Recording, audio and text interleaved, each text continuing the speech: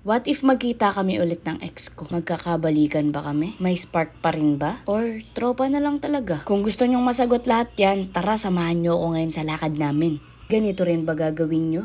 Tara, samahan nyo ako. Ayan, nag-joyride na nga pala ako dyan kasi ayaw ko siyang pag-intayin. Kasi galing pa siyang trabaho at magdadrive pa siya tapos pag-iintayin ko pa. Ang kapal naman ng mukha ko kahit sobrang traffic pupuntahan ko siya dyan. Ganyan ka traffic po ang haharapin ko pag uwi ko. Saktong-sakto nga yung alis namin guys kasi kinabukasan mansari na namin. 39th mansari namin. Ewan ko kung tama ba, bilangin nyo na lang at i-comment nyo yung tamang mansari namin. I mean kung ilang pang mansari na talaga kami. Tama ba ako or mali? Maya-maya konti nakarating na ako guys. Ilang minutes din yung biyahe ko. Kaintato QC to Tomas Morato, ayan, inaantay ko na siya. Ayun, ako pa yung nag-antay, pero ayos lang yun, basta ikaw. At ayun, passenger princess niya ako guys, at tingnan nyo yung stress na stress siya kasi inaayos niya yung camera niya kasi magba-vlog kami. Abangan nyo yung vlog na ilalabas namin guys, sa Valentine's namin ilalabas yun, abangan nyo sa channel niya. Sa MOA nga pala kami pupunta ngayon guys kasi nag-anniversary kami sa MOA, so ngayon, ang pupuntahan namin is MOA para balik tanaw lang sa mga dati namin ginagawa. At ayun, nasa MOA na kami, kakain muna kami guys, pumipili siya ng mga pagkain namin kasi galing pa siyang trabaho at ako galing naman akong bahay, hindi pa ako kumakain. So kakain muna kami kasi nagugutom na kami. At ayun, dumating na yung mga pagkain namin. Panoorin nyo yung vlog namin guys para makita nyo yung buong nangyari sa date namin. Date ba to? Hindi ko alam eh. At ayun guys, nag-ikot-ikot muna kami para tingnan yung MOA. At ayun, nagpa-flashback lahat sa utak ko yung mga ginagawa namin dati. At ayun, tingnan nyo, nagre-reklamo siya dyan na salamat daw naging passenger princess na siya.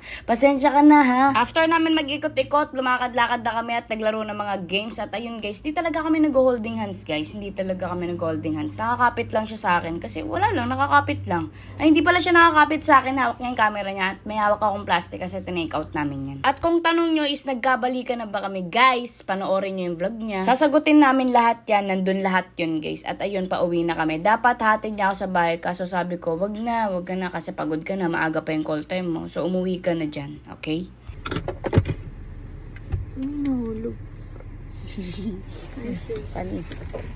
Hindi man lang kinilig to. Nakaka-bad trip. Oh my God, guys. Talaga nakakaya yung ginawa ko kasi gusto ko lang naman, kasi sobrang seryoso namang usapan namin about life. Ganun, hindi na kami nag-uusap about sa amin mismo. Hindi na talaga kami nag-uusap. So, trinay ko lang. So, yun. Wala na talaga, guys. So, dun yung palang malalaman na wala na talaga. Alright? Nakauwi na ako. Naglalakad na ako papuntang bahay namin. May dala akong bag kasi. Dapat dediretso ako kay Kuya Konkon kaso wala si Kuya Konkon sa bahay. Uwi muna ako saglit, tapos maya alis na ako kasi alis pa ako, pupunta pa ako kay Kuya Konkon. Kasi kailangan ko muna umidlip kasi magto 24 hours na akong gising kasi 5 a.m. ako.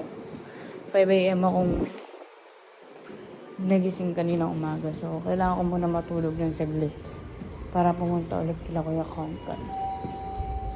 And may kikwento ako sa inyo about sa amin ni Lainey later. Papakita ko sa inyo yung footage. Ang ikikwento ko sa inyo, nagkikita talaga kami off-cam. Hindi na kami nag-on-cam minsan. Kasi, ayun, talk about, life lang, ganun. So, ito yung footage na yun, guys. Papakita ko na sa inyo. Pag kasama ko sa Lainey, feeling ko safe ako. Maliban lang sa pagdadrive niya. Putok nguso ko, guys. Pasensya na kaya. Wala akong kay Miss Promise. Talagang pumutok lang siya ng siguro natamaan or what. Kaya ganyan. Bad trip. Ito na talaga guys. Papakita ko na talaga. Hi! Yung mga sa mga tropa ko. Dapat nandito to. Mga pinsan ko to ah. Kasin love. Kasin lang. Kasin